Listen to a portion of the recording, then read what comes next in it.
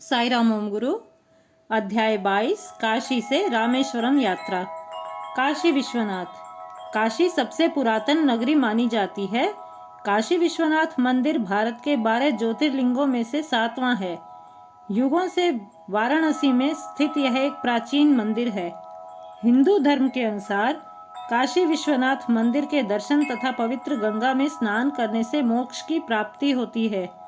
ऐसा भी माना जाता है कि जो व्यक्ति काशी में भगवान शिव तथा विष्णु की अखंड आराधना करेगा उसे चारों वेदों का ज्ञान स्वतः ही प्राप्त हो जाएगा। पौराणिक कथा के अनुसार एक बार भगवान विष्णु काशी में शिवलिंग की रचना कर शिव आराधना में लीन बैठे थे। वे निरंतर ओम नमः शिवाय का जप कर रहे थे। उनकी भक्ति से प्रसन्न होकर देवी गौरी व प्रभु शंकर वहां प्रकट हुए। उन्हें देखकर नारायण के नेत्रों से आनंद अश्रुओं की गंगा बहने लगी, जिससे सारी सृष्टि आप्लावित होने लगी। देवी के सृष्टि को बचाने की प्रार्थना करने पर वह भगवान शिव के संकेत पर काशी जल प्लावत से उबरने लगी। प्रभु ने शिव काशी को अनश्वरता का वरदान दिया। प्रलय काल में भगवान ने उसे अपने त्रिशूल पर धारण करने का वचन दिया। विष्णु भगवान की प्रार्थना पर देवी उमा तथा महेश्वर सदैव के लिए लिंग में ज्योति स्वरूप समा गए। भोले बाबा ने ही इस नगरी को काशी का नाम दिया। 17 वर्ष पूर्व जब ओम गुरु काशी गए थे तब वहाँ साफ सफाई इतनी नहीं थी। गंगा माता का जल भी दूषित था, परंतु अब ऐसा नहीं है। भगवान विश्वनाथ की मनपसंद नगरी आज साफ और स्वच्छ है। वहाँ के जल में विशेष ऊर्जा देने वाली शक्ति है। यहाँ अनेक साधु सन्यासियों अघोरी बाबाओं का निवास है। गंगा जी से थोड़ी दूरी पर उनके आश्रम देखे जा सकते हैं। चूंकि लोगों का अटल विश्वास है कि यहाँ पर दाह संस्कार करने से जीवन मृत्यु के चक्र से मुक्ति मिल जाती है, इसलिए काशी गंगा स्थित हरिश्चंद्र व मणिकर्णिका घाटों पर निरंतर शवों की अंतिम क्रिया चलती रहती है। ओम गुरु ने बताया, मैंने अपने समूह के साथ एक नाव के द्वारा नदी के दूसरी ओर स्नान करने का निश्चय किया। नाविक परम शिव भक्त था। उसने हमें बताया कि यहाँ से 4 किलोमीटर दूर एक पहुँचे हुए अघोरी बाबा का आश्रम है।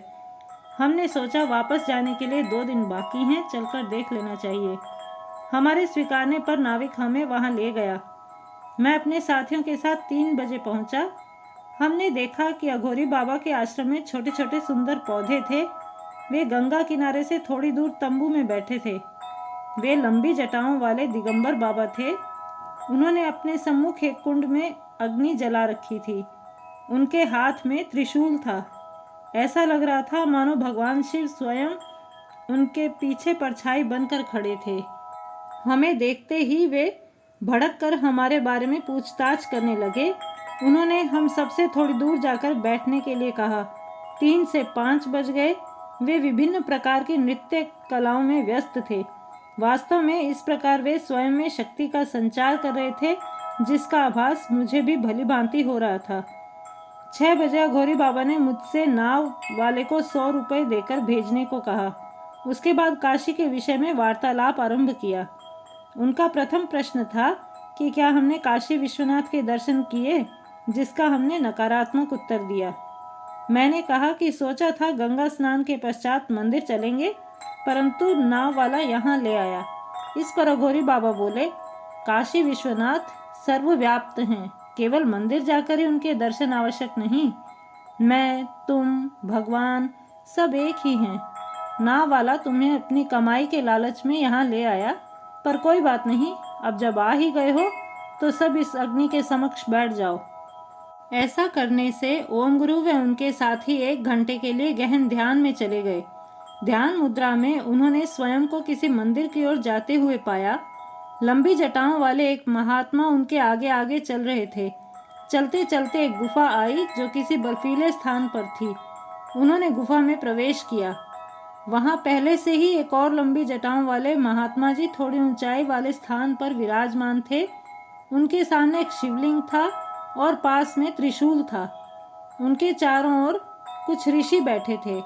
ऋषियों के केश भी लंबे थे और उनके पास कमंडल थे। कोई भी अधिक बात नहीं कर रहा था। सबके मुख पर तेज था। उनके पास पानी से भरा एक मटका था, जिसके पास सोने के गिलास जैसा एक पात्र था।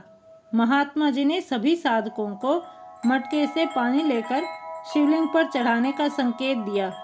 सबने ऐसा ही किया, जिससे सबको आनंद की अनुभूति हुई। फिर महात्मा जी ने उन्हें तुरंत वापस जाने का निर्देश दिया। इसके बाद सारे साधक ध्यान से सामान्य स्थिति में आ गए। उस समय रात के 8:45 बज रहे थे। आसपास कोई नहीं था, अघोरी बाबा भी नहीं। सब वापस जाने को लेकर सोच में पड़ गए कि नाविक भी चला गया और पैदल इतनी दूर चलकर जाना कठिन है। ध्यान के समय हुई अद्भुत अनुभूति से सबके मस्तिष्क की गतिशीलता धीमी पड़ चुकी थी। तभी कुछ दूरी पर 10-12 लोग दिखाई पड़े, किंतु स्वेच्छा के लिए किसी भी तरह की बाधा पहुंचाना उचित नहीं, यह सोचकर वे उसी स्थान पर प्रतीक्षा करते रहे। प्रतीक्षा करते करते 11:15 बज गए।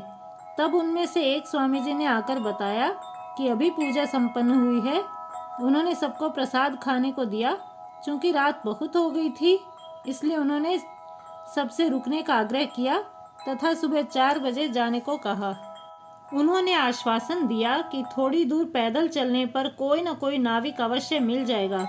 स्वामी जी ने ध्यान के समय हुए अनुभवों का विवरण मांगा तो ओम गुरु ने वर्णन सुनाना आरंभ किया। स्वामी जी को हंसी आ गई। वे बीच में ही बोले, तुम सब काशी के हिरण्य गर्भ में जाकर काशी विश्वनाथ के दर्शन करके आ रहे हो। वहां भगवान के चारों ओर बैठे ऋषि सप्त ऋषि थे।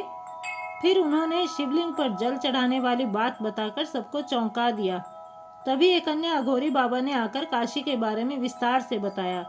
उन्होंने अघोरी का अर्थ बताते हुए कहा, अ का अर्थ है आनंद और घोरी का अर्थ है बिना किसी प्रतिबंध के शिव तत्व में रहने वाला। चूंकि हम अघोरी हैं, इसलिए हम कहीं भी आ जा सकते हैं, कहीं भी रह सकते हैं। हमारी किसी विषय विशेष में रुचि नहीं, न तो हमारा किसी से कोई रिश्ता नाता है और न ही हम किसी बंधन में बंधे हैं। हमें किसी का भय भी नहीं, क्योंकि यह सृष्टि महादेव की शक्ति से चलती है। गंगा का पानी तुम्हें दूषित लग सकता है, भूमि भी प्रदूषित लग सकती है। सत्य यह है कि वाराणसी की यह भूमि अति पवित्र है। चूंकि यह भगवान की रचना है, इसलिए इसे कोई हानि नहीं पहुंचा सकता। वाराणसी शिव की शक्ति से परिपूर्ण है। इस कारण जिन्हें पवित्र गंगा में स्नान करने तथा काशी विश्वनाथ के दर्शन करने का अवसर प्राप्त होता है, वे निश्चय ही पुण्य कर्मों के भागीदार होते हैं। अघोरी बाबा से इतनी अच्छी अच्छी बातें सुनकर तथा उन्हें इतना ज्ञानी पाकर एक बात साफ हो गई कि लोग उनके बारे में जो धारणाएं रखते हैं कि अघोरी बाबा मद्य सेवन करते हैं, गांजा पीते हैं या मांसाहार करते हैं, आदि सब मिथ्या है। वार्तालाप करते करते आधी रात का 1 बज गया। अघोरी बाबा ने सबको सोने के लिए दरी देते हुए कहा, बहुत देर हो गई है, अभी यहीं पर सो जाओ। यदि नींद न आए तो अग्निहोत्री के पास रखे त्रिशूल के सम्मुख बैठकर ध्यान लगा लेना, किंतु कोई भी हमारी ओर आने का प्रयास न करे। प्रातः 4 बजे उन्होंने आकर सभी साधकों को जगाया। ओम गुरु ने देखा कि 50 लोग दीक्षा प्राप्त करने आए हुए थे। अघोरी बाबा ने ओम गुरु व उनके साथियों से गंगा नदी में हाथ मुंह धोकर आने को कहा, फिर सबको आशीर्वाद देकर विदा कर दिया। लगभग 6 बजे ओम गुरु को नाव मिली। काशी जाकर उन्होंने पावन गंगा में स्नान किया, फिर काशी विश्वनाथ के दर्शन किए। उनके आश्चर्य की सीमा तो तब न रही जब उन्होंने देखा कि मंदिर में जो शिवलिंग था वही ध्यान स्थिति में भी था। ओम गुरु ने अपने अनुभव से बताया कि साधना करने वाले को गंगा तीर्थ जाकर ध्यान लगाने पर मनुष्य जन्म की प्राप्ति को लेकर प्रश्नों के उत्तर मिलते हैं। साधक को अवश्य ही अद्भुत मार्ग की प्राप्ति होती है, क्योंकि वहां पर शिव की शक्ति को प्रत्यक्ष रूप से महसूस किया जा सकता है। साथ ही वहां अनेक गोचर व अगोचर महात्माओं का वास है। ओम गुरु ने कहा, काशी विश्वनाथ की यात्रा एक दैविक यात्रा होनी चाहिए, न कि साधारण घूमने फिरने के उद्देश्य की। उस नगर में महादेव के साक्षात दर्शन संभव हैं। पूर्ण विश्वास के साथ जाने पर निस्संदेह उत्तम गुरु की प्राप्ति होती है। वहां निरंतर ओम नमः शिवाय का जप, काशी विश्वनाथ का जयकारा, हर हर गंगे की गूंज, अघोरी बाबाओं के दर्शन, गंगा आरती, विभिन्न घाटों पर तपस्या आदि कार्यों में हिस्सा लेने से मेरे अनुभव आपको सत्य प्रतीत होंगे। जय साई राम, जय ओम गुरु।